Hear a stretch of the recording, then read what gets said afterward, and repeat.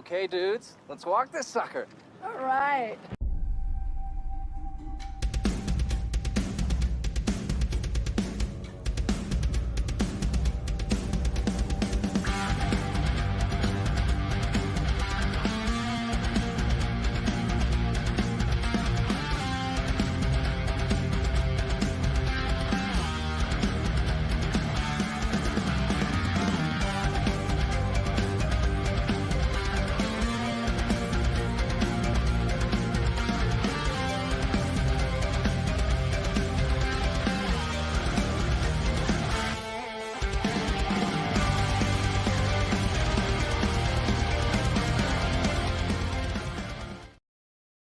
Hello, everybody. Welcome to another episode of Into the Comiverse. This is episode 35. We got a special treat for you tonight.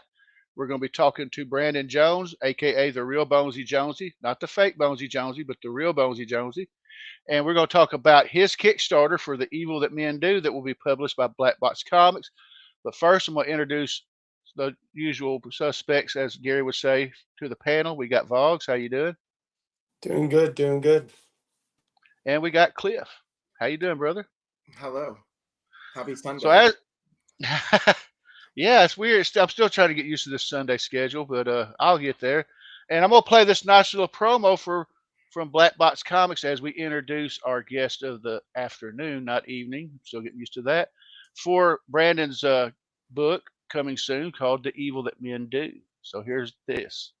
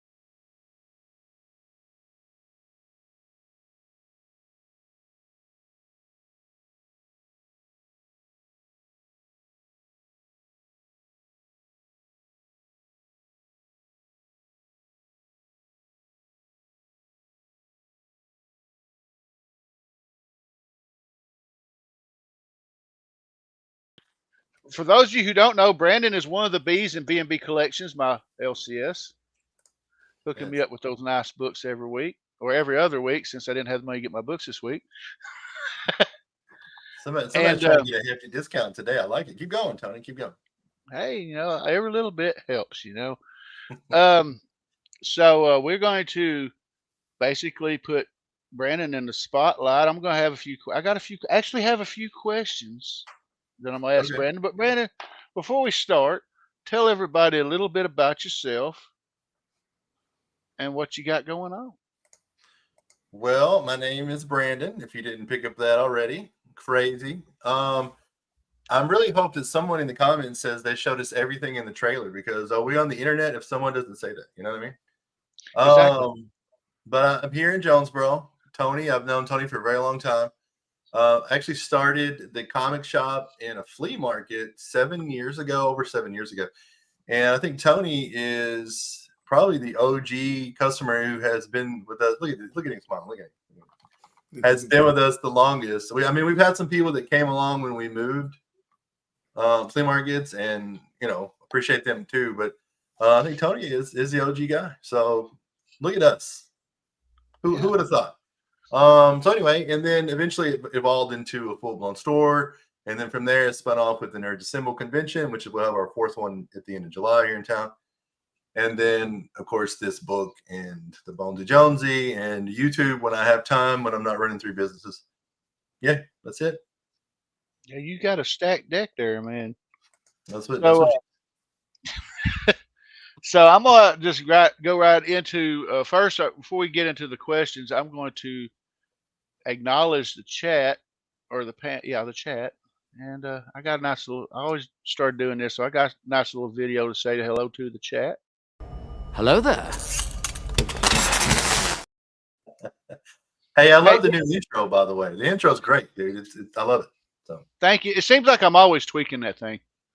And first and foremost, we got Vog saying, "Hey y'all, thanks for coming. Much love." We got Brian LCS. He got his Kickstarter fully funded, and for his book, The Doctor.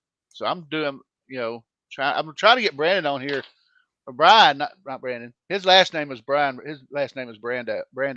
Brandell. Brian Brando. Anyway, I'm out later, Tony. Let me click. Let me go ahead.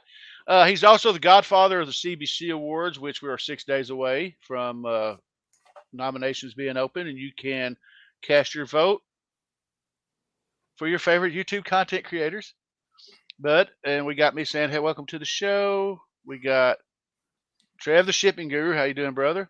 Got KBDM, and we've got Las Cruces. Hello from New Mexico. So let's get into the show. And the first question I'm going to ask you is, what got you into collecting comics to begin with?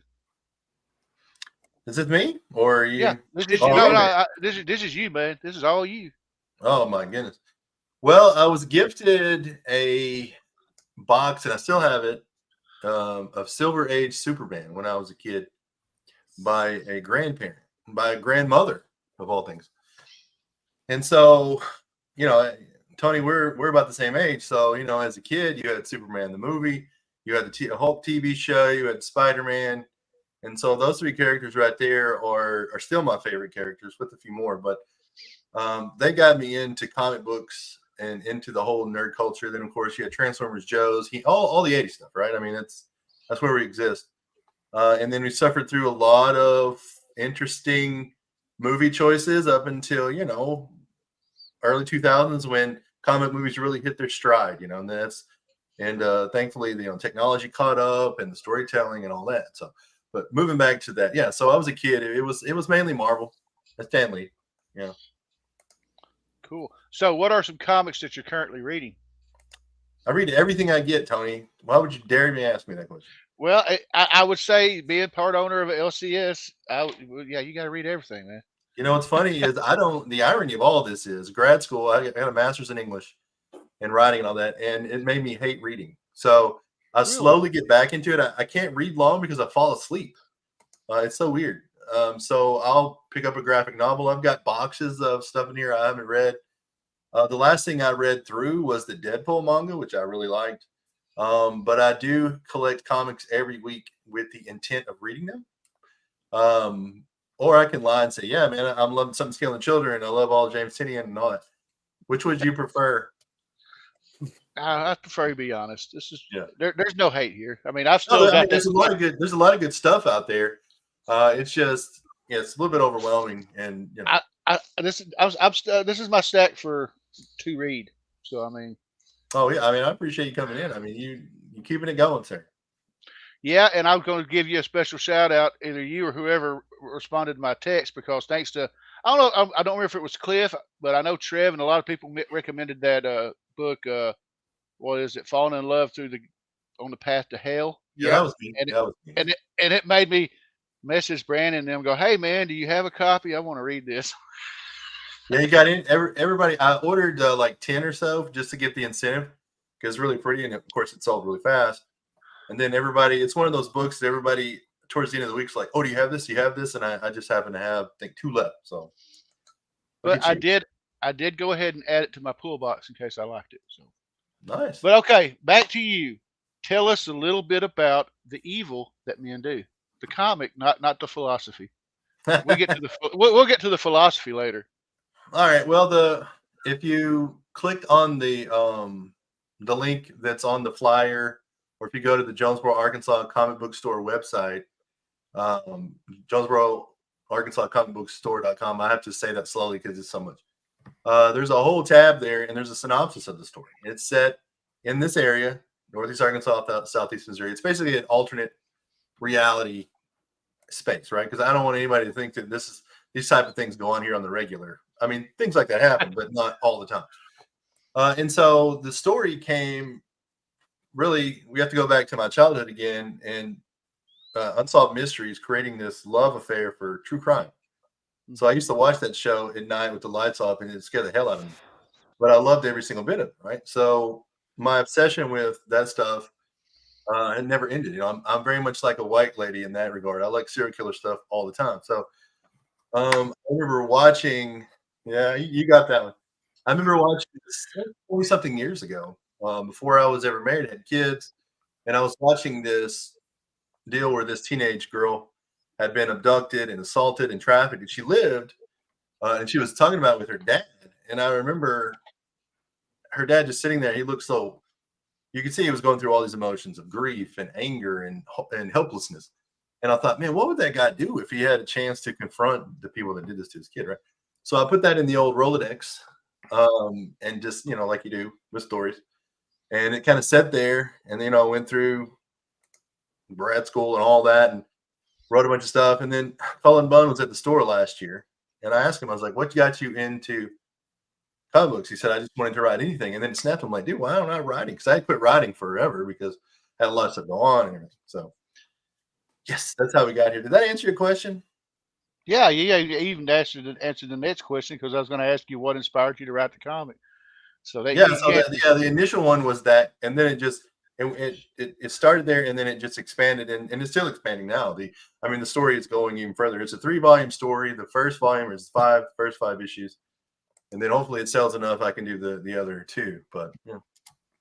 Well, I hope it does sell enough. I mean, and the fact that you got Blackbox on board is pretty cool, because most of these Kickstarters usually start off on their own. But just to be able to say that you got Blackbox Comics pushing this thing, how did that happen?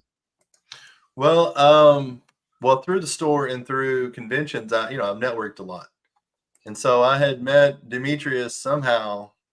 We had each other's numbers. I don't know. So I've known him for about a year, and I pitched the idea to him. And at first he was like, I don't know. He's a really busy guy. I think he does all the editing and everything for Blackbox. So he's like, let me think about it. So I talked some other places, a few other publishing places, because I didn't really want to do it on my own. Not that there's anything wrong with self-publishing, but I'm so busy. There's some stuff I just can't do everything. Yeah. And so I talked to a few other people, and I was really close with a couple other indie publishers. And then he texted me back and said, hey, let me take a look at your story, and I'll let you know. I was like, cool. So I did, and he liked it, and he said, let's do it. And then he was like, do you have everything done? And I was like, no, I have 1 book done. He was like, well, do you want to finish all the books first? And I was like, that's too, because it's really expensive, right? Mm-hmm. He's like, well, let's just kickstart the first one. Then you can take that money and then work on the rest of your project. So that's how that started. That sounds like a good idea. And now, we mentioned in private chats that you said you had to get 200 followers for the Kickstarter to launch. Sir, that's a private chat conversation. I can't believe you put that up. Right. Jesus, what else are you telling these people on here? Well, I did not say anything about the farm animals, so hey. We didn't show any of the feet pics, right? Unfortunately, no one could control the feet pics. The Cliff's over here private messaging me right now. I do not want them, but I do want to offer you a business opportunity. Okay. Ooh. Wait a minute. Is that an indecent proposal? Is this PG, or do we need to get the wording is PG, the implication is XXX. So I'm really interested. Oh Lord, it went off the rails quickly. Well, how many? It's 13 minutes. That's a record for me. Hey, yeah, it is. Yeah. How you doing, DJ Wise? So, I ran through all my questions. So, all right. So, Brandon, what do you think in terms of getting this comic book together? What do you think was the most valuable criticism you received? Okay, hold on. Let me back up and finish the Kickstarter story. I forgot. Oh, yeah. Sorry. Oh no. You piqued my interest, and then it got hard to, Oh, he checked out. He's like, dude, I can't take this. He's still listening. Oh, okay. Yeah, I think Demetrius, the owner of Blackbox, I think he wants to get around 200 pre-launch numbers. I'm a virtual unknown, so that's just gives enough buffer there. With enough people. So, but I'm pretty confident that we could launch at 100 and be fine. But yes, we know. So we need to really the main thing I need from anyone watching is to sign up for the pre-launch. It's free, doesn't cost anything to you, doesn't obligate you to buy anything. It just helps get the project out there for folks who are interested, who may want it. And you may want it too. I don't know. Hopefully you do, but you're not bound to do that. So that's kind of what I want to say, because I know a lot of people are like, I don't want to sign up for that. What are they charging? And that's not how Kickstarter works. That's not how this whole process doesn't work at all. So, all right. So back to your question, the most valid criticism I've gotten. Well, I mean, the editing process, of course.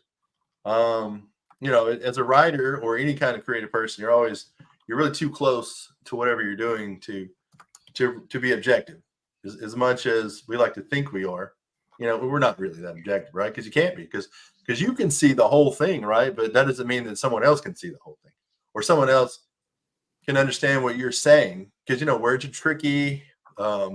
Visual languages, we can get into the whole signs and signifiers and all this stuff with linguistics. But I think that just going through the editing process with Blackbox and just, you know, kind of framing it in a way that comic consumers want to read things. Because I come from like writing in prose mainly to writing, you know, because as a comic book writer, you're the writer and the director. You know, the way I did it was, these are the words, and this is what I need to see in this panel to make this happen. Yeah. You know, because when I had the artist, I didn't just say, hey, do what you want. It's like, this is what I need from you in here. So, and going back and editing that was exciting. You want to know specifically what the was? Or? I mean, if there was like one specific moment where you're like, wow, this person really opened my eyes, or this thing that was brought to my attention, like really, I mean, usually what's criticism, obviously it was a person who directly intervened and said, hey, did you think of this? Did you want to try this? Were you going for this? And you're like, you understand me. Well, you know, yeah, okay. So I would go back to Blackbox. So when I handed him the draft that I had, you know, he was like, we need more action in this and more action here. So then I was like, let me think about this. So then I came up with this intro, this splash page, which was very much inspired by Friday the 13th, which is my favorite slasher franchise. You see him pulling that guy through the window. It's very Jason Voorhees. And I don't know if you can really tell there, but the guy who's pulling through the window has a machete he drops. So there was all these Easter eggs to that, which I thought was neat. And a lot of the angles in the book will be very, you know, looking up like at the guy with the mask, you know, very Friday the 13th. So that was probably it. Yeah, that really kind of inspired me to go more horror in the story, because I try to keep it grounded in this like father-daughter relationship and all these struggles as a parent. But at the same time, I'm like, okay, I need to have these like big moments too, right? So. Yeah. Because that's the beauty of art, right? It's like we can tell stories in a myriad of ways. There's no reason that it can't be a horror story that isn't about a father and daughter at its core, right? And like the magic we experience is when we're able to transform our stories right into these things. You know, it could be a father and daughter fighting a symbiote alien in space for all we know. But like, it's the idea that you can bring two concepts together, make them come to life. Yeah, I mean, as a father of two daughters, there was I can relate to a lot of the stuff in the book, you know, as far as like teenager rebellion and all this stuff. So I try to put that in there, not as the, you know, I didn't want to have panels of teen drama, but that's definitely part of it, right? So if you are a parent or whatever, you can read that and be like, oh man, I get that. Yeah. Because I raised two daughters myself, so I know where that comes from. Yeah, Tony's going to smoke 3 cigarettes over that one. Yeah. Oh my God, all this heteronormative talk. So like, hey, but I tell you what though, I do have queer characters in the book though, so it's not all straight white people. Good, as long as you don't murder all of them in the first issue, I'm happy. And well, they die in the prequel. Anyway, go ahead. Okay, good. As long as spoilers. as long as somebody gets to live, you know. That makes absolutely no sense. They die in the prequel. But anyway, go ahead. Yeah, terrible. Terrible. No, in all seriousness, so in creating your villain, were you thinking okay, I don't want it to sound like terrible, right? Like, but like Mike Myers, Jason, Michael Myers, Jason, Freddy, they're like one-dimensional evil, right? You know, they have an origin. We understand what the origin. We might even be able to sympathize a little bit with the origin, like in Jason's case. But they are just like forces of evil on a warpath. Was that what you were going for with your creation, or as you leaned into horror, you realized that's what the villain has to be? Well, the guy in the mask is not the villain. He's the hero. Oh, there's a spin. It's a very much a vigilante justice story. So, how can I word this without spoiling too much? Well, if you read the bio, it doesn't spoil anything. The dad takes on this persona of vengeance, basically, not like Ghost Rider, but he takes on this deal where he goes and then he brings it to all those involved to bring justice to the situation. Basically, that's without giving away too much. That's kind of I don't know. I'm just hearing Jason's mom going into action now. You know.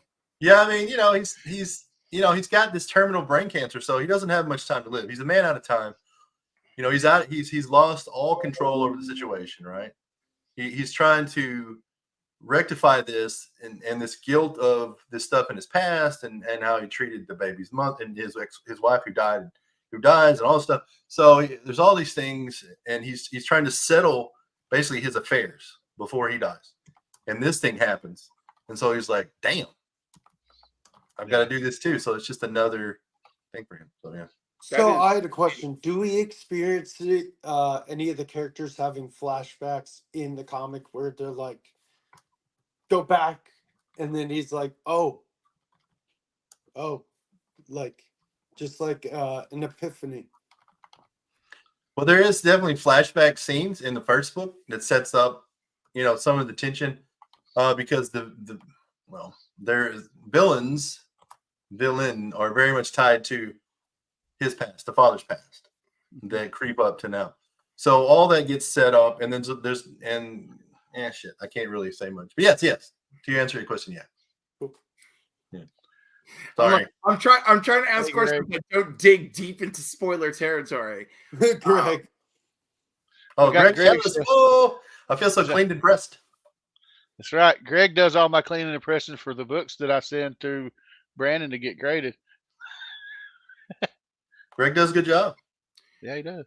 So we obviously have a wide variety of characters. So where did you pull your inspiration for your pool of characters? You know, I feel like some of it could have come from the documentary that inspired you. Some of it can be from you yourself being a father and your own kids. What fleshes out the canvas of characters for you? All right, so how can I word this without giving away to it? Because there's so many twists at the end that I'm like, I can't. Small town crime. You know, there's a lot of meth making, a lot of that kind of, you know, mobile home jumping where they're making drugs. There's a whole drug ring without sounding like, you know, some kind of conspiracy theorist. You know, there's a crime ring, you know, crime syndicate basically. Yeah. Southeast Missouri, Northeast Arkansas. They're at odds, but they're trying to work together.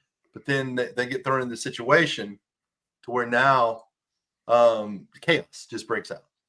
Yeah. And so a lot of that is just homegrown crime. You know, I mean, you don't have to look very far and see all the stuff that's in this book. It's very much tied to the area as far as the crime goes. Now, other inspiration, a lot of it comes from, I draw a lot of my inspiration from music. So I'll hear a song and then I'll get an idea for something in a book or whatever. And then I'll go, how do we get here? Where do we go? Like in the 4th issue, there's a whole scene that's inspired by Slayer Raining Blood. I was listening to it, popped up on Pandora, and I was like, you know, it'd be really cool. And then it just took off from there. And it literally is Raining Blood. So, boy, so you put those wood chippers to work right away. Something like that, yeah. Well, I was gonna say I've talked to Brandon before when he first told me the name of the book, and I've said it before. It made me think of the Iron Maiden song from Seventh Son of a Seventh Son. So I mean, oh yeah, I mean that song definitely in there, and then of course that song's based on, I think, Mark Antony, Shakespeare's play, and talking about, you know, the evil acts that people do follow them more so than the good acts, right? That's kind of poor man's interpretation. But so And you yeah, talk- but, I mean, go ahead. I was gonna say you used to talk about like local stuff that happened in Arkansas, and something when you said that automatically threw me back to the '90s, and I'm not talking about the comic being from the '90s, but it threw me back to the '90s, and we all know what happened in Northeast Arkansas in the '90s. Most of the True. world knows about what happened with the West Memphis 3. Yeah, I mean, yeah, and that's still ongoing too. So Yep. with more DNA testing, so hopefully they'll figure that out. Yeah. So, so does this all take place in Arkansas, or do they go like I know it takes place like would they go state from state, or just all in? No, Arkansas? it's all in the area that we are here, Northeast Arkansas. I mean, people will come down. Are you familiar with the area at all? No. Okay. So you got Northeast Arkansas and then Southeast Missouri, but that's also called the boot heel. The part that comes down into the state. So though I can't say if the story's going to go there, but I know people will come down here. If that makes any sense. Yep. Okay. Cool. And since it's in the area, we got to do a shameless plug for the comic story in the story too. Oh, I've got all kind of stuff in there, yeah, that you would only know if you knew. Of course, I mean, everybody does that, I'm pretty sure. So yeah, even Destry has in the second book. There's a deputy. His last name is Mason. D. Mason, and he's a big fat dude with a beard. He looks just like Destry, big fat guy with a beard, and he's a deputy. That is awesome. Yeah, I love when people do homages to like certain people, like, oh, blah blah blah, and you're like, oh wait. Well, I was going to say if he wants to, he can make me the town drunk. Ooh, that would be funny. you can be the guy who's in every one of these, Jaws or the horror movies. Like, don't go in there. There's he's like, No, or he could be the old guy who said he saw everything, but they're like, oh, he's crazy. This place has got a death curse. And then they find him dead later with his eyeball, hanging out or something. Yeah. And you're like, okay, maybe he was right. Yeah, maybe he had a point. Now, I love the fact of the plot, and that it actually, from the father's perspective of it's kind of like, what would you do? Being a father of 2 children, 2 daughters myself, what would I do if I was in that situation? How would I handle something like that happening to my kids? Statistically speaking, you'd go on a killing spree. I would. Well, according to Facebook, you would. If you look at every comment on every crime story, they're all going to murder people and shoot them. Yeah, it's just Facebook. Yeah. And a lot of them try. Yes. Hello, statistical reporting. Except it's not a great adventure story. I was going to say, I remember a story when me and my wife first got together. My brother-in-law worked for Poinsett County Sheriff's Department, and he was a jailer there. And they had a guy there, and I don't remember his name. He was an older gentleman, and he was there because somebody had raped his daughter, and he killed him. And he was there, and that was why he was there. And they treated him. They stayed out of his way and treated him with respect because they knew why he was there. Yeah, it makes sense. I mean, I'm not saying this is how we should handle anything. Oh, no. But I'm saying this is how Will Baker handles things. So, don't mess with Will Baker's kids. Only answer this question if it doesn't really contain a spoiler, because I don't want nothing spoiled. But talking about the story and what the character is going through, how much knowledge do the kids have of what their dad's doing? Or are they just completely oblivious? Or are they starting to catch on? Well, you mean the one he has his daughter is the one. He just has one kid.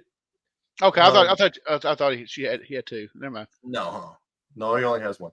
And it's on her 18th birthday that this happens because she sneaks out and then things go bad.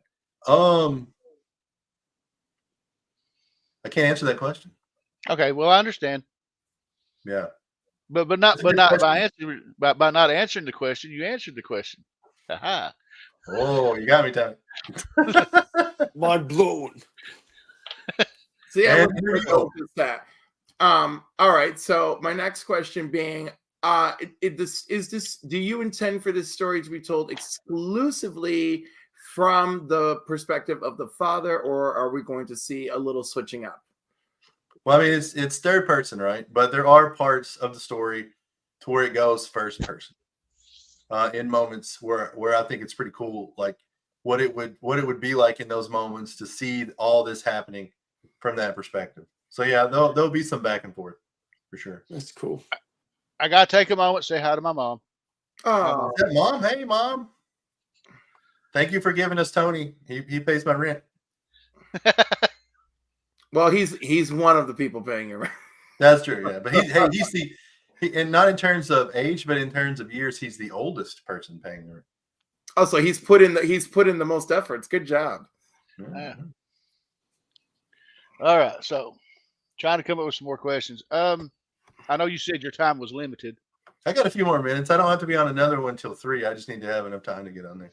I forgot that I booked that one at 3. So my apologies. So let's just ask a crazy question. Okay. Because we like crazy questions. If this was optioned, who would you want to play the main character? Ooh, That's a good. I thought about that a lot. And where can I make a cameo? I call the fat bearded cop. That's me. I call it. And you'd actually be pretty good. Who would I don't know. I think an unknown would be nice. But I do think for Sheriff Brady, someone like have to be someone really attractive. So you'd want somebody like what's his name? You just play Ken in the Barbie movie. Gosling. Ryan Jonsey. Gosling. Yeah, someone with that physique and that look would be perfect in that role, honestly. Yeah, because that's how he's drawn. So maybe Glenn Powell from The Hitman. Yeah, Glenn Powell would be fantastic. Yeah, I hate to choose my darlings, but I say go with Glenn. and maybe through Glenn, I could meet Sydney Sweeney, and my life would be complete. So there's that. Right? Just connect the Hey, dots. Yeah. Wait, But no, yeah, I Cliff, think what Glenn did you Powell- say you wanted to be? Oh, I'm sorry. No, I said Cliff. What did you want to be? The cop? fat bearded cop. Oh, What was he? The sheriff or something? He was deputy sheriff. Yeah. Deputy sheriff. You know. Mhm. I'm just walking around town. I got narrowly elected into office. People are constantly making jokes about me eating donuts. I give them side eye because I do all my own cooking. You know, And you're constantly pulling up your pants. I'm constantly pulling up my pants. They all think I'm a buffoon, but I know I'm smarter than them. It's great. It's just great. You know, I'm only important when push comes to shove, and it's like, did you miss the evidence? That's pretty funny. Yeah. You know, I love it. I was just like, I'll just be like a Hitchcock and Scully like genius hybrid from Brooklyn Nine-Nine in like a small town. Man, if I had that much comic relief in there, that'd be perfect. There's a little bit of comic relief.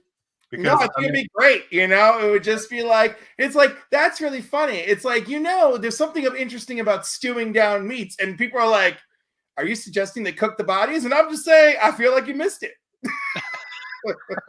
Sometimes a fella's got to eat another fella. So, Yeah. Look at them people up on that, up in the mountains. It happened.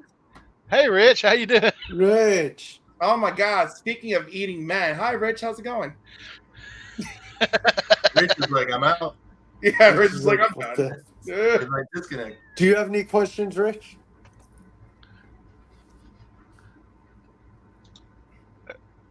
Rick does not have any questions. Rich is still like catching up to our existence. Oh, wow. Richard, can you hear us? Yeah, he can hear us. It's getting back to the Kickstarter though. While we're waiting on Rich, Get back to the Kickstarter.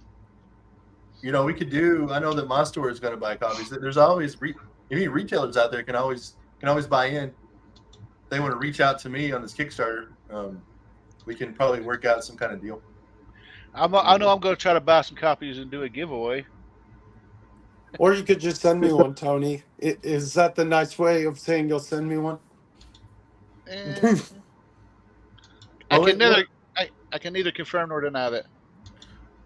Well, not to invite myself back, but once it releases, we can just come back on here and do a giveaway together. Why don't we do that? Oh, dude, Hey. that would be dope. That would work. I'm like, there would be no objections. None. So everyone's saying thumbs down. Okay, well, never mind, Tony. I tried, buddy, but no. But Are you Rich- okay? I'm hanging in there for that cop roll, for God's sake. Okay, I'm going to take a minute. I said hi to my mom. I'm gonna have to say hi to my daughter, Katie. How you doing, Katie? Hey, Katie. Yep. I buy a Is lot that- of My Little Pony books for her. Yes. Yes. And I'm working on getting a guest who wrote My Little Pony. So Really more about that later. cool. I was For on another yourself. podcast with him last week. So Well, that's cool. yeah. 'Cause you get some really awesome people that shows up at the expos, your monthly expos, and then, like you said, you've got the next Nerds Assemble Con with. I know Jeremy Clark's supposed to be there again. He was at the Turtles Con. Yeah, him and Raymond Gay are going to be there. They've done a lot of work together. That's why we booked them together. So Brandon, do you expect to eventually, like, I live in Charlotte, so I'm like a bit of ways. Do you expect to go to like Heroes Con and other cons in the near? I know you just started this Kickstarter the next few years. Yes. Right now I'm just booking in driving distance. But once I get a few issues out there, I'm next year I'm definitely looking to go in some bigger shows. And Because I'm gonna be at Heroes next year. I'd love to come out there. I love that part of the country. My wife and I, our favorite part of America is Nashville East. So Nice. yeah. I was gonna say my goal is to be there next year as well, but we'll see. We should all just show Well, up and we better can stay be at his house. He got room. Look. Do y'all know how hard that I don't even know. Whatever. I'm gonna be killing myself. Y'all all I'm gonna kill myself to be a hero. Was that There's English gonna be a clip or damn the- parade waiting for me. Just go ride, tag along with Izzy. Be like, you're I can taking tag me along nowhere. with Cup. I just can't afford it. It's just not Yeah. feasible. It's just escaping me. Do I we understand, finally brother. hear Rich? Can we hear you, Rich? I can't hear him. No, I can't hear him either. Damn. Replug that mic. Well, Brandon, back to you. Are you there? Or did you freeze up? Oh no, he He's moved. good. He's good. Yeah, I'm going to So share the Kickstarter link in the chat if anybody wants to. Yeah. Yeah, Yeah, please go do. ahead. Feel free to do so. I was going to say the links to the Kickstarter and Brandon's YouTube channel is in the description of this video if you want to check it out. But yeah, feel free to do that. Yeah. Let me do that right now. So Can y'all Brandon, see me? we haven't. Yeah. Nah. Oh, we picked up a few people. I'm gonna say it's your fault, Tony. It's awesome. All right. So Brandon, Anyway. Since your lead is like an inverse serial killer, right? He's the serial killer of murderers, essentially, that we're looking at. Mhm. So is there some other form of serial killer vibe to look forward to in this? Like, is it gonna be like serial revenger versus serial killer? You know, but in subsequent volumes, you might. Yeah, okay. I could, because like I feel like we could build to that. And also, since I'm stuck on serial killers, what is your favorite serial killer weapon of choice? Ooh. Serial killer weapon or slasher? I'm villain? sorry, slasher villain weapon of choice. Oh, that's a good one. It would probably be the old trusty butcher knife. It's just a classic. I mean, you got Scream, you got Myers. It's just, Jason has his machete, which is that's awesome. But the butcher knife seems so easy to manage. Like anybody can do that, Right, and that's what I think, because I think that's why it shows up so prevalently in so many horror movies. Like anybody can wield one. Anyone can go into it. Yeah, and it's usually in somebody. Pretty much every kitchen in America has a butcher knife in there somewhere, right? So it's you can just grab it and go. That's what happens in real life too. You watch docs and they just grab the first thing in there, and it's usually a knife, and they. Yeah, this is why I don't actually own a butcher knife. I don't need to ever have a partner that thinks that that's going to be an option. I mean, it makes sense. You have your serial killer security guard. That's part of your safety boundaries. Yeah. Me being 6'3" and having a baseball bat is very good for 60% of situations. No, that's a good one too. Yeah. Thank you. I couldn't get to share. Thank you. Well, I'm still trying to learn how to give everybody wrenches so they can do stuff in the chat, and I'm still learning all that. But I mean, But I will tell you this: there's a lot of corruption. You know, I know it's hard to believe that small time America has corruption, but the corruption runs deep. Let's just put it that way. And it has for a very long time in this area. You know, Tennessee is this isn't said in Tennessee, but Tennessee has such a long history of corruption from local to state government, right? Like the whole state has always had some crazy. I just want to share that a lot of people may hate surveys and statistics and such, but all I can tell you is, thanks to surveys and statistics, I've heard all of this. How you doing, Rich? I'm doing good now. You guys can hear me. Please tell me. Yes. Okay. Yes. So, how's everybody doing today? You sound Good. sexy today. Good for you. What's Rich, you up, got Cliff? any questions for Brandon or? Nah, sorry guys. I jumped in late. I didn't really get to hear the whole thing. So I just heard Well, the tail end of the Heroes Con part. Well, Brandon has written a comic called The Evil That Men Do that will be published by Blackbox Comics soon. Cool. And we're here asking him questions about the comic without spoilers. And like I said, I've been showing it. This is the link to the Kickstarter that will be coming soon. Yeah, I don't want to get any Kevin Feige texts today. I do get those from time to time. Like, don't say that. I've gotten that before from the publisher. Don't say that. I'm like, okay. So here's the crazy thing about horror, man. It never goes away. People always love horror. So I mean, exactly. Hopefully, it does extremely well for you. Well, thank you, man. Yeah, in horror, slasher films are based in like conservative values, right? So if you don't do anything wrong in life, you live. It's the people who drink. You know, that's not where I'm coming from in this, but I mean, it is funny though how I remember the Satanic Panic in the '80s was like, I'm like, this dude is literally living your life. He's getting your righteous judgment here against all these sinful teens. So why do you have a problem with this? But that's a whole nother conversation. Yeah. The Satanic Panic of the '80s. Were you just rooting for the villain in that story? I don't understand. I was like, no, I'm not rooting for the guy rounding up kids playing D&D. I'm sorry. Speaking of which, I played D&D Friday night. Oh my gosh! You remember that Tom Hanks made for TV movie on ABC? It was an atrocity. Oh my Lord! And like his mind was never repaired. You know. Yeah, well, you know, it's the evil of D&D. It's just how it goes when you roll dice with Satan. Duh. Ain't nobody rolled dice with me yet. Horrifying. Oh. Anyhow. I'm about to have to jump off here, guys. I really appreciate it. Any last questions or critiques or? I'm good. No, I'm very much intrigued. I'm looking forward to it as well. You know. Yeah, man. Congrats on the Kickstarter and getting I'm looking forward to my. I was gonna say I'm looking forward to my autographed 9.8 copy. Just a 9.8? That's disappointing. Why not a 10? 9.9. Well, at the very least, Tony deserves nothing less than a 9.9. Remember that. How about a 9.9 with a check mark? You know, that's where they're like, this is really a 10, but we're going to give you a check mark. Have you seen that? That'll work. No, I haven't seen that one. Oh, that's so dumb. I hate that. When has CGC done a check mark? I have not seen this. No, CBCS does. Yeah, I haven't seen it with CBC, but I saw it. Please. I saw you know it what? CBCS. They had a hot 20 minutes to shine in the sun, and they absolutely blew it. It's over. It's over. I mean, not entirely over, but it's premature. Well, Brandon, I want to take a minute and thank you for hanging out with us and answering some questions.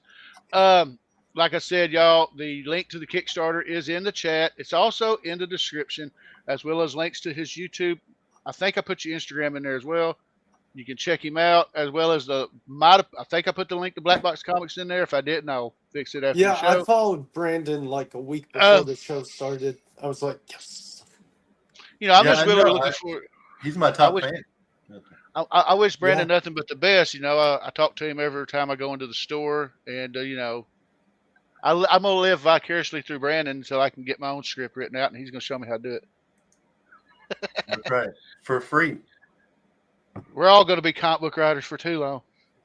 I mean, why not? Get it done, man. And that's not a bad thing. And now's the time. It's all comic books are so hot right now. So yeah. Well, thank you, But Brandon. Thank you, sir. Come back anytime. Hell, dude, just you ever feel like just hanging out and BSing with the rest of us, just let me know and I'll send you a link. I appreciate it, guys. Y'all have a good evening, and You we'll too. talk soon. Awesome Yes, having sir. you. Thank You too, Thank man. you, Best sir. of luck. Thank you. Oh, All right. why isn't he? So I'm doing some. All right, go ahead. you were complimenting my comic book man on Community earlier. Dude, you and freaking Louie, that was so funny. I've got to go back and watch that because I died. I'm like, Cliff, what about me? Oh, don't worry, you'll be in the next round. It'll be fine. I better be. You know what's really funny? It's just like the creator of The Simpsons said. I made characters based on my family members, and they hate me for it. And I have other family members who are furious that I never made them a character in the show. And I'm like, When's the next one? I don't know. Like, obviously, this one's going over well, so like we'll have one eventually. Is it on repeat? I noticed it was on repeat for a little He does. If you've noticed, most of his lives he'll do a repeat. So he showed it. He spoke in the middle. He's like, I'm going to show it again. He shows it again, and then he talks a little bit about it at the end. So like in the middle, he talks about Heroes Con. At the end, after he shows it a second time, he just wraps it up, and that's it. Yeah, it was. I'm gonna get down to some business, some community news, and all that, and then we can talk some more. I'm gonna bring up a TV show later. Hopefully we'll have some good discussion on that as well. So let's start with some community news.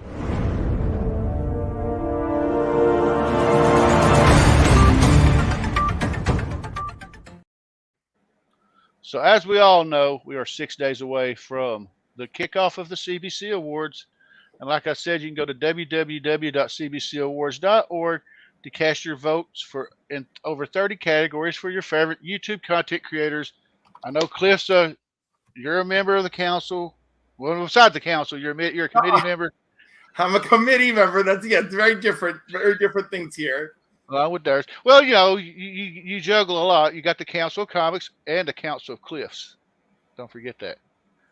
Yes, we meet annually and try to keep the best of us from being murdered cosmically. It's great. And I'm going to go ahead and go into my first segment, which we all know I love doing this.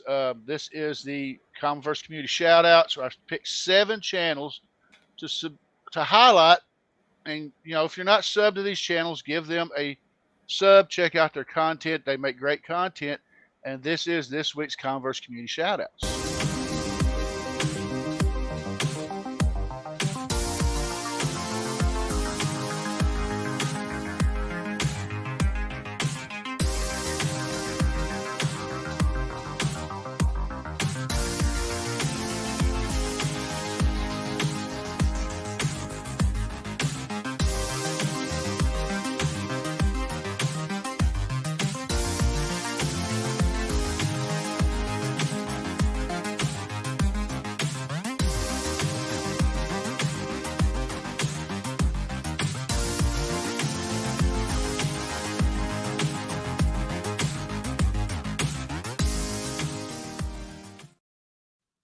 And see, he wasn't just a guest on the show; he got shouted out as well.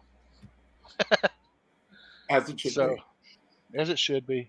So say we all. Yep. So yeah, and now I will go into my next segment, which I have to load because, you know, doing this on StreamYard, when you're loading videos and you've dealt with StreamYard, you know what I'm talking about. You're only allowed a certain amount of time to do it on the side, which I have to do an extra video for this. But this is this week's in comic history, and it's a little bit longer than normal, but there's some really great books that are coming out. Specifically, the ones you can't see them, but behind me are sharing special anniversaries. So here we go. Mike's may be still alive, so here we go. There we go.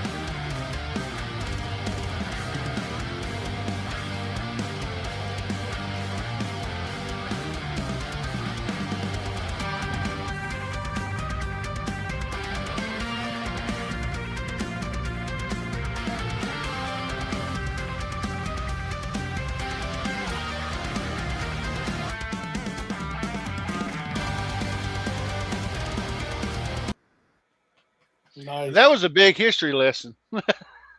There was a lot of Spidey anniversaries in there. I don't know Yeah, I how know. biased that was. It was very biased. Yeah. So yeah, I got this. I like showing this off. This was the Shea Stadium gift set. If anybody ever got to go watch the live action wedding that took place in June of that year, they got it was during the New York Mets Pittsburgh Pirates game, and you got the comic, and then inside is a bag, a Mets schedule, and a poster and stuff. And I found this on eBay a long time ago for $30, and I've never seen it again. It's Yeah, pretty cool. I only remember seeing it on the news because they had someone there dressed up as Firestar and someone there dressed up as Iceman. Yeah, that's right. Yep. I remember. I remember vividly from my childhood. And since we were talking about CBC Awards and Cliff was nice enough to say hashtag acknowledge me, yes, when you're thinking about who to cast for the CBC Awards, you know.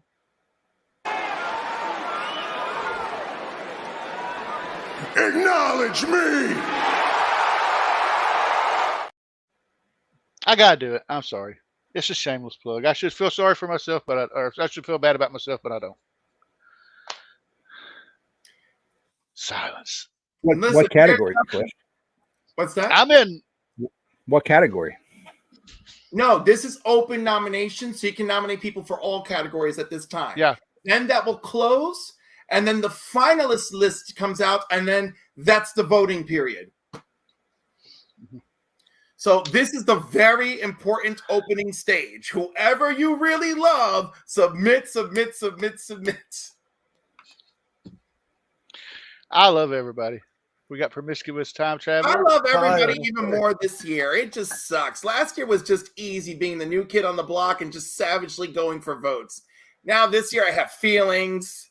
Now,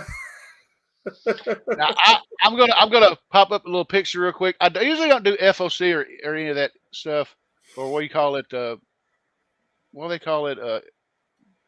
Cutoff. Anyway, Final order cutoff. Yeah, FOC. This is not on FOC. This is I'm just bringing this to people's attention. That, like Transformers, this is in the June catalog. Yep. Image Comics is reissuing Transformers #1 in a 40th anniversary edition. You can get the main cover. Yep. I also seen that there is a 40th anniversary variant to commemorate 40 years of Transformers. Didn't see that cover, and there's supposed to be a blank sketch. And Durs mentioned something about a foil, but I didn't see it in the previous catalog. But if there's a foil, I'll probably get that as well. What are your thoughts? I mean, I figure it's about time, but I love a blank cover. It'd be cool. Yeah, this might be the first time I ordered like 3 or 4 blanks of this issue just so I could have people draw on them. Yeah. This Transformers. Just get And- all your favorite Transformers commissioned for all the covers. Oh yeah. And then I'm going to talk about something that I watched, and depending on who you talk to, it's got some popularity, it's got some negativity. But if you've seen it, cool. If you haven't, cool. But I want everybody's thoughts on the Acolyte. I You never know- watched it. So I did watch it. And it's okay. I guess that's my biggest problem. My biggest problem is that it's just okay. What? You know? Yeah. And it's like, Disney, like you can't just give us okay. You need to go hard on giving us quality at this point. Mm-hmm. There was a few well choreographed scenes. The story is all right. Some of the visuals do not look even second rate, which is a little bit upsetting. But that's about it. Like, I want to like it more. I love the lead actress, and I don't really like her. but it's just everything. But it's just, I don't know. How it feels like don't feel like they congeal. And then we've got a whole group of Jedi, and it feels excessive. And then there's the short one. I don't know why. She just annoys me. I'm just annoyed by her constantly. Daphne Keane? Yeah, whatever she is. The little one. I'm like, you're just annoying. That's the actress that plays X-23. Yeah, fabulous X-23. Hate her here. I'm just like, oh my God, there's one too many of you, and you are the one that pushes it over the edge. That's my favorite character. Really? Little Miss, Yeah. This is the Jedi. You're under arrest. Her? That's your favorite? Well, there was the one with the big ears in the beginning that came out with Yord, and then episode 2, that was a different one. The one in episode 2 is the one I liked. The one in episode 1 was maybe, annoying. maybe I'm just making. You're getting them mixed up because they look Maybe I am similar. getting them mixed up because they're aliens and I'm a xenophobe. So okay. I was gonna say now. To be fair, I'm still trying to learn their names. I know Osha and May, and I couldn't even remember the name of that one Jedi. It's only been 2 episodes. Yeah. But that's another Saul, Huh? Saul is No, the Saul. Asian guy. Saul, I remembered because the name Saul reminds me of son, and no, the other one, the one that was all serious and like Yord. yeah, he kind of reminded me of what it'd be like if Spock had a lightsaber. I don't know. So Yeah. I watched the 2 episodes, and after watching the first one, I'm like, this is terrible. I was like, this is bad. And then after watching the second one, with the whole story of the twin and everything, I'm like, okay, it's going terrible. somewhere. I don't want to say it's great, but it's okay. The only thing is, being a Star Wars fan, and like most Star Wars fans, we wanted to see like Knights of the Old Republic. Yeah. We wanted to see that, and I don't feel like we really got it yet. So we'll see what happens. But I like the twist of the twins. If it wasn't for that, I probably I don't want to say I would have gave up, but I would have been like, yeah, this is bad. But I'm gonna watch it anyway. Yeah, I was gonna say the fact that they both thought that their sister was dead. I thought that was kind of interesting. Yeah. I haven't watched it. I don't have Disney Plus or whatever yet. I'm gonna say one negative thing, and that's all I'm gonna say, and it's just my personal opinion, and it's that I think there was a complete waste of Carrie Ann Moss. I think she should have been in there more. I loved her. That was awesome. No, that was. I mean, I'm like, oh, cool. Carrie Ann Moss is one of the Jedi, and then dead. Yeah. Which, by the way, which is a problem since episode 3. Don't show me all these Jedi and tell me how amazing they are, so that I watch them die in 5 seconds. And I was like, wait, she didn't force heal from a knife, just a standard knife. Right, and this is supposed to be peak Jedi, so you would think. But Sabine Wren gets like cut through the stomach with a lightsaber and lives like I don't know. Yeah, almost repeatedly. No, it's not John Wick. I'm enjoying it. I'm enjoying it for what it turned. If they just gave us episode 1, I would have probably had a totally different opinion of it. But they gave us 2, so. And I totally turned off the haters. What they were all griping about. I was like, no, I'm gonna view this the way I want to view it, and I enjoyed it. Like I said, it's not peak Star Wars, but it's getting there. Maybe it'll get there. Give a few more shows, and we'll see. Yep. Cliff, what do you think? I feel like I said enough about it. I want it to be more. I don't want any more shows that are not exciting and engaging in the first 2 freaking episodes. I'll give you that. Yeah. Which, by the way, the last show I can think of in the past 5 years that was exciting and engaging in 2 episodes was freaking X-Men. Yeah, we go. Yeah. X-Men wasted 0 time. They were like, oh, look at this rich mutant boy kidnapped. We're going to save his ass. Like, they just got right to it. Yeah. And speaking of X-Men, how would y'all summarize this whole first season of X-Men 97? Fabulous. It's a 10. Yeah, it was Justice awesome. for Rogue. Screw all you people who are crapping on her. She's been through a lot.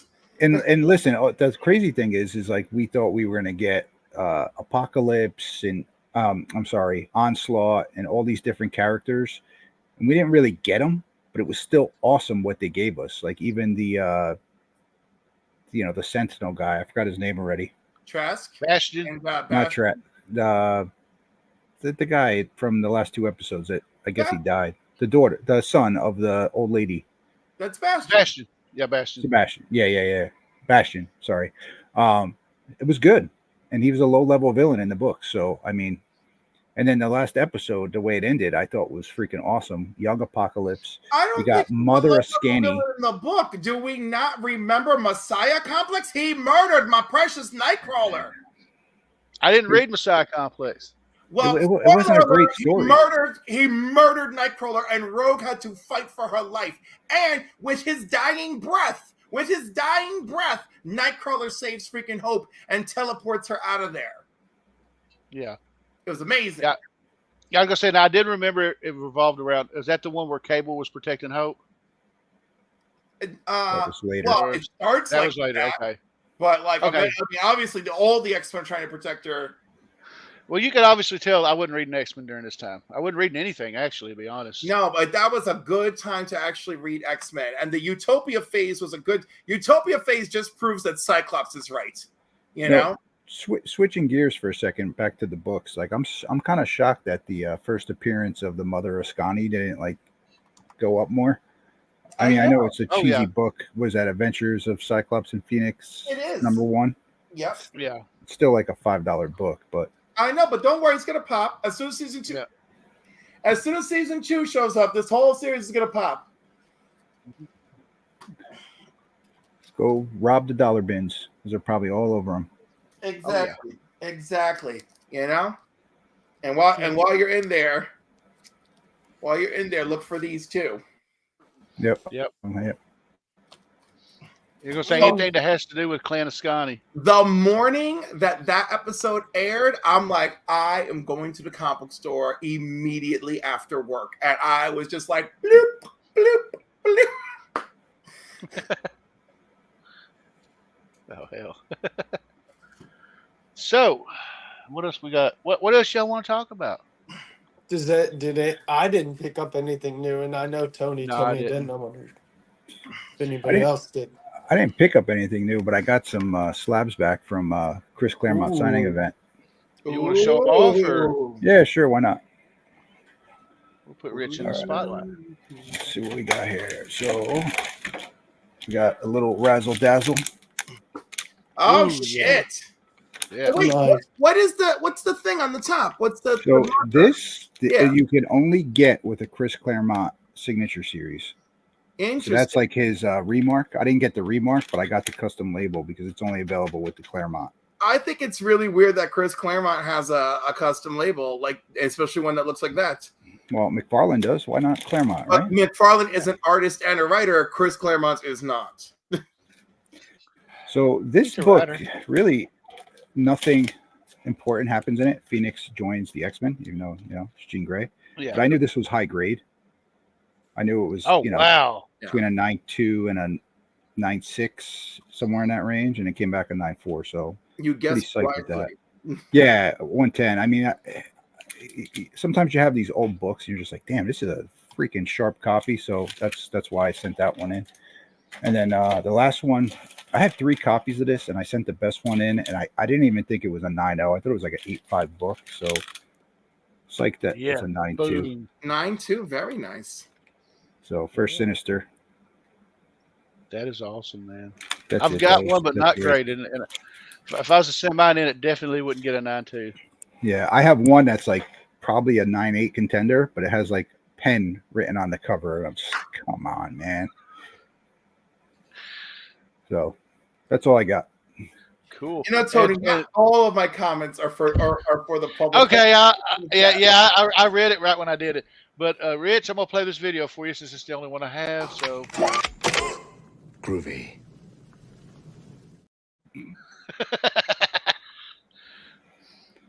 But I grabbed a few things this week. you did? Yes, but it was all like my regular stuff. But one thing I got was this. Oh wow. Spoiler cover to Hellverine #1. That is awesome. Spoiler. It is. I was very, very, very happy. And of course, I love me some blank covers. So, My Adventures with Superman.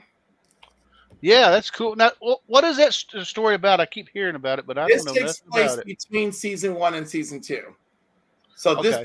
this Oh wait, there's a show? yes, there is. Okay, I didn't know there On was Adult a show. Swim. And dude, Adult Swim on YouTube has been showing the first season on a loop, so you can Cool. catch up. Okay. I knew So that. My Adventures with Superman #1, great blank cover. Ultimate Spider-Man #2, third printing. Wow. Wolverine Blood Hunt #1. Now that's going to be a cool one to get a Yep. sketch on. Well, I mean, I should hope. And then let's see, my boy Sean Lewis, Bear Pirate Viking Queen #2. I feel like I should have got that. I missed those I two feel like issues. you should have got it too, and I feel like you are missing out. I'll have to look when I'll see it. I'll see if Brandon them's got it. Speaking of missing out, falling in love on the path to hell. My copy's coming. I hope so. I hope so. And then we got Ms. Marvel, the Mutant Menace. And this issue kind of pissed me off. Uh-oh. If I understand this issue correctly, they used the Terrigen Mist to destroy her mutant gene. Interesting. Well, because typically it kills mutants, right? But No, I didn't know that. Right. So she became inhuman first. So instead, they just ran the mist again to basically kill the mutant inside her. I mean, I don't know. That's what's implied. I was not thrilled with that. So especially they're retconning the retcon? I don't know what I mean, the book is called Mutant Menace. Just shut up about retconning the retcon. I can't handle you people. Sorry. Yeah, I don't understand I don't think they know what they want to do with her powers. No, because there are a bunch of jackholes over there. You got writers who actually want to accomplish something. You got editors that don't do their job, don't do a traditional editorial job anymore. And then you got corporate bullshit being like, well, we need this to be X, Y, and Z. And I just hate it. But then we got Ultimates #1. Nah, and I'm looking forward to reading that. Yep. And I got the foil too, because I have zero self-control. And Ooh. so that's pretty. And then what else did I want to show you? I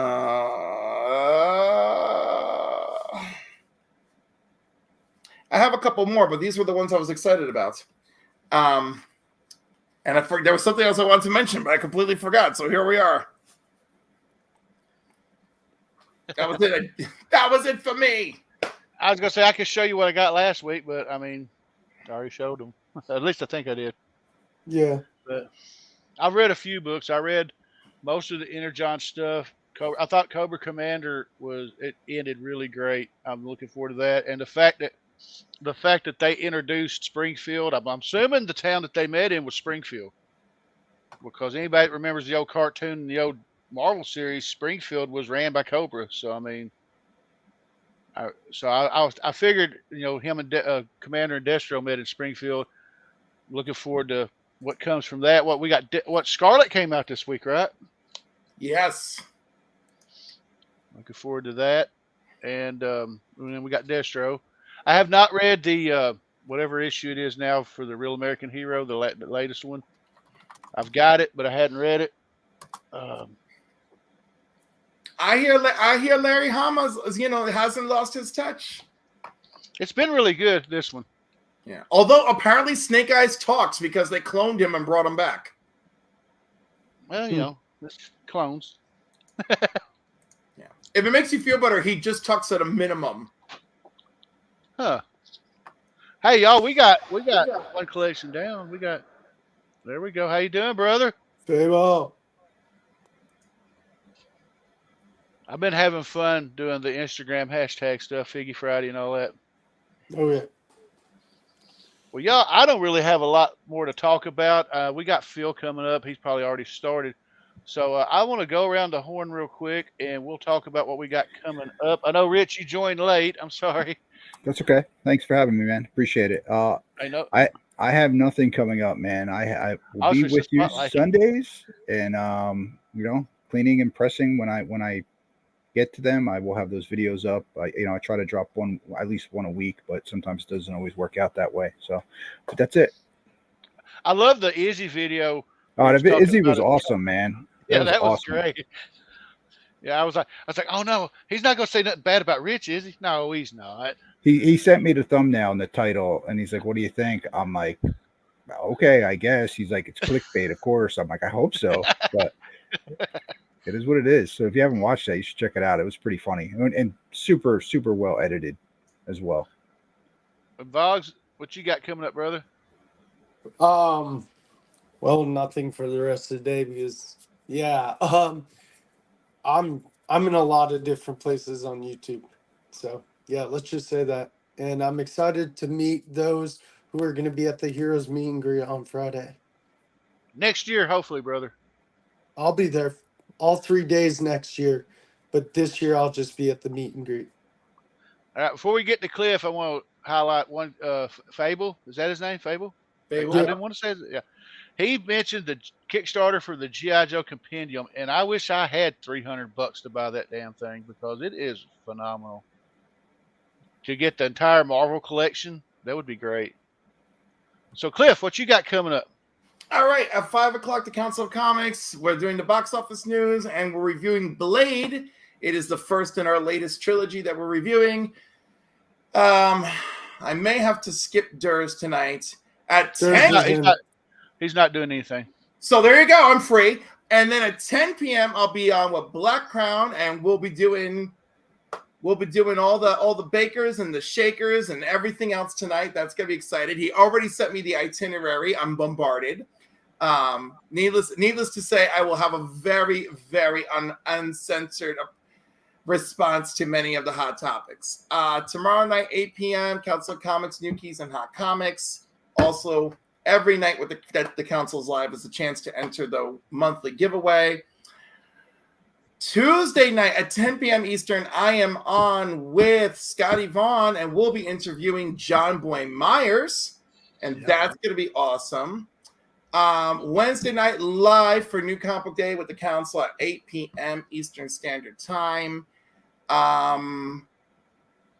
I have something Thursday?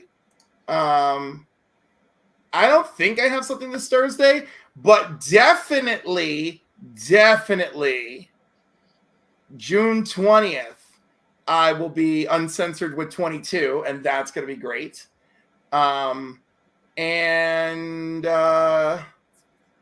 July 6th, I'm doing something with Triple G Comics. So really, it's really just fun, just a great time. You know, I'm looking forward to all of it. And I'm going to start saving now so I can make it to Terrificon, and then I'm just going to I'm going to do Terrificon, and I'm going to start over again and just keep saving till Heroes next year. You ever been to Terrificon, or is this first time? No, I've been many times, but this is the first time I'm going, and I actually know who other people are. I've never been there, Like but it always looks awesome. Oh my God, it's so accessible and fun. So it looks like Fable's going to try to hit Heroes Con next year as well. Nice. We need to amass the army. That's what we need. Terrificon would be a little more doable for me than Heroes, because Connecticut's a lot closer than Carolinas for me. Yeah, way closer. Plus, you can look for hotels outside of Mohegan Sun that are way cheaper if you want to spend the night. Yeah, or you could just drive in. I mean, you can just drive in, but after a day, I don't know if I feel like driving. And but also I have a place to stay, so that's already taken care of. So you'll see me. Black Crown will be there. Principal Defects will be there. Very Gary will be there. Velvet Joker will be there. Those are all the people I can remember off the top of my head. And then the guest list is out of control with Jim Lee and Chris Claremont and all sorts of other people I can't even remember right now. Well, it's a lot. If I can't convince y'all to go with that, I don't know what else. Well, first, before I get into mine, which I really don't have a lot of stuff coming up, we'll talk about tonight on the Sunday lineup. Thanks to Durs for letting me rob him of these precious pictures. We got Phil right now doing the Sunday Sword. All these times are Eastern. Like Cliff said, they're doing the box office review of Blade, and I was going to do this when he was talking, but I'm going to do it now. So since we're talking Blade. Worse things out tonight than vampires. Like what? Like me. I watched it last night just so I can remember stuff and join in the chat. Yay. Oh, Mark Wade will also be at Terrificon. Greg Capullo, Scott Snyder, Scotty Young, Jason Aaron, Brian Azzarello, Mark Bagley, Eric Larson, Walter Simonson, Charles Soleil, Steve Epting, Tim Seeley, Stephanie Phillips, Terry Dodson, Philip Kennedy Johnson, Adam Hughes, Howard Chaykin, Cami Garcia, Jim Starlin, Clay Mann, Louise Simonson, not to leave her husband alone. Oh my God, Clay Mann is looking so good, by the way. Bart Sears, Kyle Starks, Aaron Cooter, Benjamin Percy. What are we naming? What's the That's a lot dates, of people. Cliff, of August Terrificon? 16th to 18th. August 16th to 18th. Yeah, no good for me. Oh my God, make it happen, Richard. Make it happen. I got stuff going on with work I won't be able to get out of. Oh, well, you know what? If you want anything signed, just hit me up and let me know right away. I appreciate that. Thank you. You know, Lee Weeks, David Mack, Brian Stillfreeze, Klaus Johnson, Bob Hall, Dave Johnson, Joe Jusko, Allison John, Bob McLeod, who I've interviewed, Cully Hammer, Mike Choi, June Brigman, Al Milgram. Ooh, Al Milgram. Oh, shit. Craig Kyle, Dean Haspel, Des Taylor, Franco, Tana Ford, Ron Garney, Gene Ha, Steve Butler, Stuart Sager, Rudy Niebers, Ryan Brown, John Jang is going to be, you know what? This is great. Joe St. Pierre, Buzz, George LaRoque, Greg LaRoque, sorry, Mike Manley, Jose Marzin Jr., Adrian Mello, Joe Prado, who I love. Oh my God, I'm going to be there with fucking bells on. Okay, I made it through half the list. That's it. We're going to do great. It's going to be amazing. Go to Terrificon, people. And Tony, continuing, come visit I was gonna say, continuing with the lineup. Now we know Durs ain't gonna do a show tonight. I believe Mark and Legion of Comics isn't doing a show either. Mark is doing. He is. I believe so. Yeah, it's got that Space Ghost theme. Okay, I was gonna say it wasn't on Durs's lineup, so I just assumed he wasn't doing one. Right, but I found it, and I'm pretty sure I'm right. Okay, then. All right, he may be doing a show then. We got Black Crown at 9 as well as K-pop, and then rounding out the show tonight will be Trev and Evil Mike. And as far as me, I'll do Tuesday. I'm going to drop the shout outs in This Week in Comic History video. Then after that, I may do a comic spotlight. I may not. I'm thinking about putting the spotlight on hiatus till July, so that way I can work on my next special edition, which is where I do a whole comic arc. And I'm working on Craven's Last Hunt, so I'm going to try to get that done. So hopefully it'll be released when I'm ready. Then I think it's good enough to be released. I do that a little differently. I don't put that on any kind of schedule. And then I'll be back next Sunday, maybe, possibly, to do a live show for all of us who are not going to Heroes Con. I'm going to call it the Not Yet Ready for Heroes Con special. It is Father's Day too. Don't forget. Oh yeah, it's Father's Day. That could be a little bit of a problem, Tony. That could be a little bit of a problem. We'll just say it's to be determined. But in case you're wondering where I got the Not Yet Ready for Heroes Con name, it was from the original SNL Not Yet Ready for Primetime Players. For some reason, I thought that. Let's go to the chats real quick before I end this on something special that's important to me as well as Cliff. Let's see here. We got Promiscuous Time Travel. Sorry to step away for a minute. What was Cliff trying to convince us of? To go to Terrificon. Frankie Gonzalez said Blade 2 was better. It was good. I think it might be my favorite of the three. Although, shockingly, I don't hate the third one. The third one was the funniest. It had a lot of fun scenes in it, but it was probably the worst of the three. Just the funniest of the three. Does that make sense? So Mark is doing a show tonight at Week's End. 8:30 p.m. Eastern Standard Time. Thank you, because I was trying to remember the time. So before we end this show, I'm going to start doing this from now on because, I was privileged enough to get to attend Cliff's seminar on Thursday about suicide prevention. And it's something I've said before in conversations that if I ever became monetized and I didn't need the money for the channel, that I would put it towards the National Suicide Hotline. So I'm going to throw this up and say that I know this is a sensitive, emotionally draining topic, but please save this number and share it with your loved ones. Suicide is one of the most preventable forms of death. Providing a community of support is the most effective way of combating suicide. If you see someone out there that looks like they may be struggling, just be a lifeline for them. You never know what somebody's going through. And just a simple hello can brighten anybody's day. Yep. And I don't know really much more to say than that. It's much higher in men than women. Yes, The it really is. success rate is higher in men than women because men use more lethal means. The attempt rate is higher with women. Did not know that. But I was gonna say, not something that we need to be, what do you call it, excited about? You know what I mean? The attempt rate, success rate, all terrible. But suicide is the most preventable cause of death, and we can all, have a hand in that. Yep. And preventing it. Preventing it. Yeah. I knew what you meant, man. I want it to be real clear. I want to thank our very special guest, Brandon Jones, for coming on and talking about his Kickstarter, The Evil That Men Do. Like I said, the links to his Kickstarter are down in the description of this video, and I'll be sharing it throughout until it gets started. Hopefully we'll have him back, and like he said, maybe we can do a giveaway or something. I want to thank Cliff, Voggs, Rich for hanging out in the panel, everybody that's been hanging out in the chat, and for everybody that's watching the replay. Canadian survivalists, I'm sorry to hear that, brother. Sorry about that, man. My love and prayers for you, brother. Yeah. And I'm with Cliff, not the best start to have. No, not the best stats, right? The stats are terrible. No. But this is Men's Mental Health Awareness Month. It's not just Pride Month, as much as that excites me. But it is Men's Health Awareness Month. I didn't know that. And so I keep putting a little something in my stories almost every day about it.